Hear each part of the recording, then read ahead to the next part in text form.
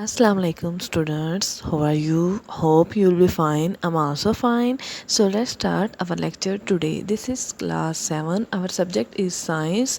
We are studying unit refraction and dispersion of light, and today our topic is optical fiber plus MCQs from the exercise. Optical fibres आपसे इस तरह से question पूछा जा सकता है, what are optical fibres. Optical fibres क्या होते हैं, तो आपने उसका आंसर देना है optical fibres are thin fibres of glass through which light can pass.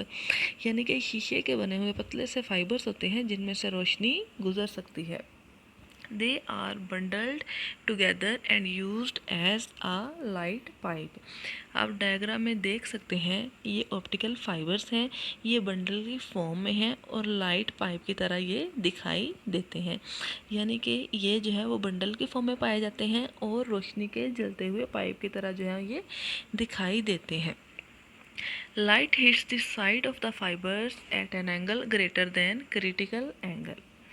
Critical angle की डिटेल्स ऑलरेडी आप प्रीवियस लेक्चर्स में पढ़ चुके हैं। This is the revision video, so you already know about the critical angle.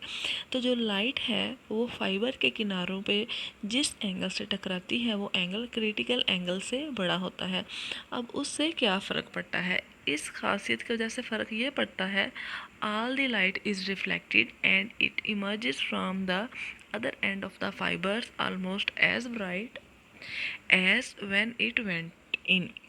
अब इस critical angle से बड़े एंगल पे टकराने की वजह से फ़र्क ये पड़ता है कि रोशनी जो है वो पाइप के एंडिंग पॉइंट पे भी बिल्कुल इसी तरह से रिफ्लेक्ट होती है और इसी तरह से शाइन करती है जिस तरह से ये स्टार्टिंग पॉइंट पे पाइप के अंदर एंटर हुई थी और वहाँ पे रिफ्लेक्ट कर रही थी। और ये किस खासियत की वजह से है, ये क्रिटिकल एंगल से बड़े एंगल पे टकराने की वजह से है।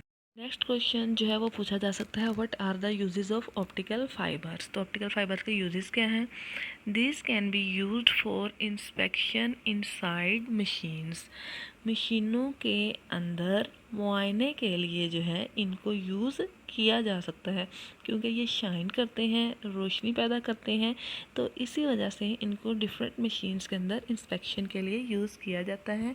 And even inside the human body, और हत्ता के ह्यूमन बॉडी के अंदर भी इनको, बिकॉज जो है लाइट जो है इनसे प्रोड्यूस हो रही है, रिफ्लेक्ट कर रहे हैं लाइट को, तो इनसे जो चीज़ें जो है वो क्लियर नज़र आ सकती हैं। These can carry coded signals as pulses of light from a laser।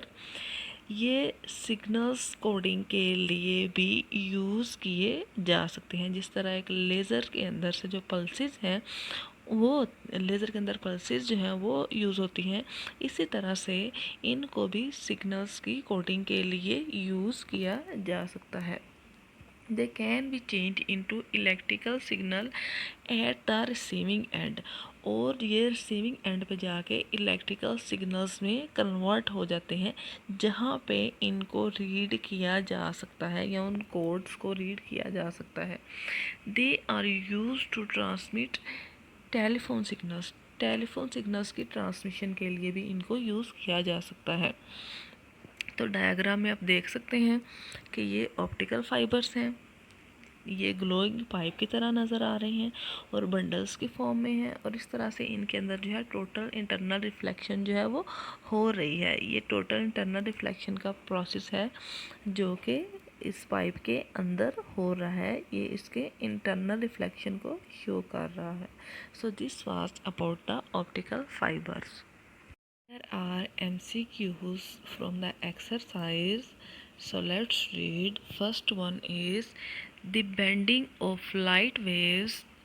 रोशनी की शुआओं का झुक जाना when passing from one transparent medium to another। जब एक ट्रांसपेरेंट मीडियम से दूसरे में जा रही हूँ, क्या कहलाता है। Option A reflection, option B refraction, option C dispersion, option D bouncing. तो जो करेक्ट आंसर वो है रिफ्रैक्शन। करेक्ट आंसर क्या है, refraction. Next is when A ray of light passes from a rarer to denser medium, it bends dash from the normal. जब एक रोशनी की रे रेयर मीडियम से डेंसर मीडियम में जाती है तो ये किस तरह से बेंड करती है? Away from normal, towards the normal, like a wave, in an arc. तो जो करेक्ट आंसर है वो है away from the normal. Correct answer क्या है? Away from the normal.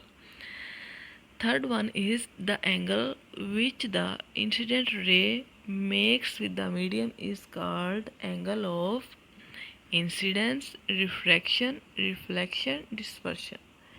तो करेक्ट आंसर है एंगल ऑफ इंसिडेंस। इसकी टिप आप याद रख सकते हैं कि the angle which the incident ray, वो एंगल जिसमें इंसिडेंट रे होती है उसको उसके साथ एंगल ऑफ इंसिडेंस बनता है।